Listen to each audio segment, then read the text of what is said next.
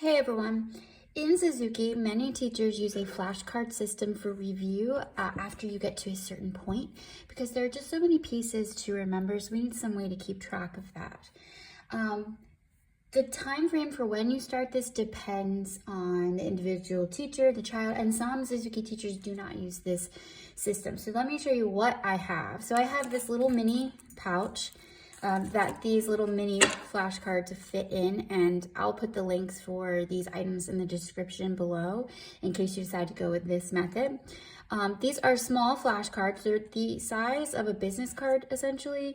You can do this on 3x5s, whatever size a note card you want. I just prefer these because they're smaller.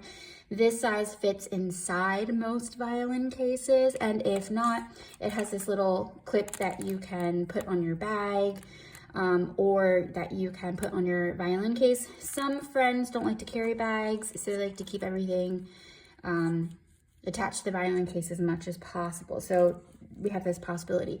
The other thing I like about this bag is that it has this insert, so you can kind of file your cards into different categories, and then this also comes out if you just want the plastic bag. One note is if you're clipping it to the outside of a bag or a case, it doesn't actually seal. There's a little hole here, so your cards could get wet in the weather.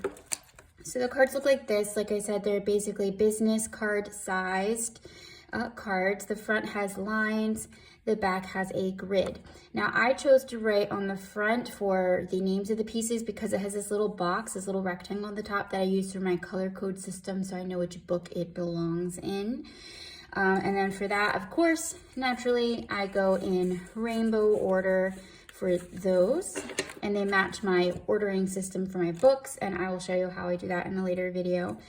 But I have the name of the piece on the front, I've color coded it for which book, and I've also written the number of the piece in the book. So Twinkles are the first piece in Suzuki Book 1, and then as you can see, technically all the variations are still part of number 1, so that is why I just classify them as 1A, B, C, D, etc. So you have your variation A, B, C, and then if you want, I only have done this for book 1 because there are so many pieces in book 1, but you can write on the front the number on the CD track for the piano accompaniment, and I have done that for the book 1.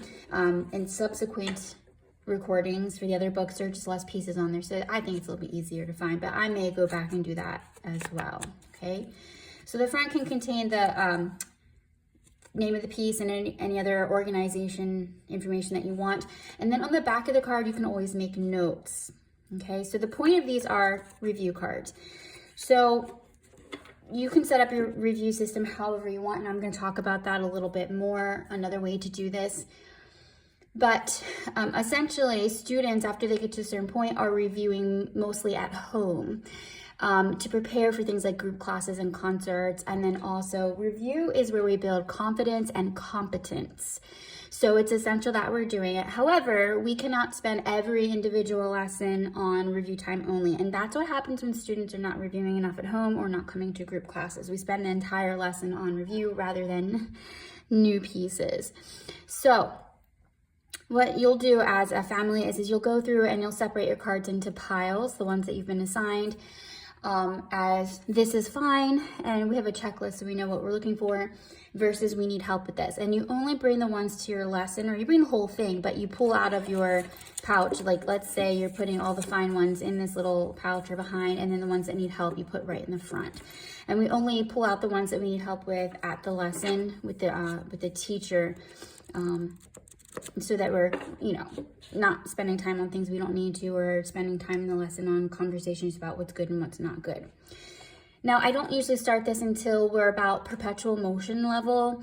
That's usually when I drop pre-twinkle pieces. So pre-twinkle pieces stay in the review cycle until we get to perpetual motion, and then we drop those and use those only for group concerts when we have pre-twinkle programming on those group concerts. And then also all the children review pre-twinkle pieces at least once a month in the big group class. So that's the system. When do you get cards? So like I said, most of my students I don't start this with until they're at least at perpetual motion. Sometimes it's later after we finish book 1. But essentially, when we are working on our graduation process and we finish a piece, we have a good video of the piece with all the requirements, then a student will get one of these cards. We'll make a card. Okay, the students can make the cards, or you can make them for your students, either way. So as they're completing pieces, getting them to the polished graduation level, and then they get a card. Okay, so that's how we get them. That's what we're doing. That's the basic setup of our review cards in Suzuki. Again, this is a widely used method in Suzuki, in the Suzuki world, and each teacher does it a little bit differently, but this is just how I do it. And next time I'm going to show you a spaced review system that you can use. You can use it in this pouch, or you can get a regular index card box with dividers, and I'll show you how to do some spaced review, which is actually a more effective way of learning and retaining information for the long term. So I hope that helps you understand the review card process in the Suzuki world. Thanks for watching.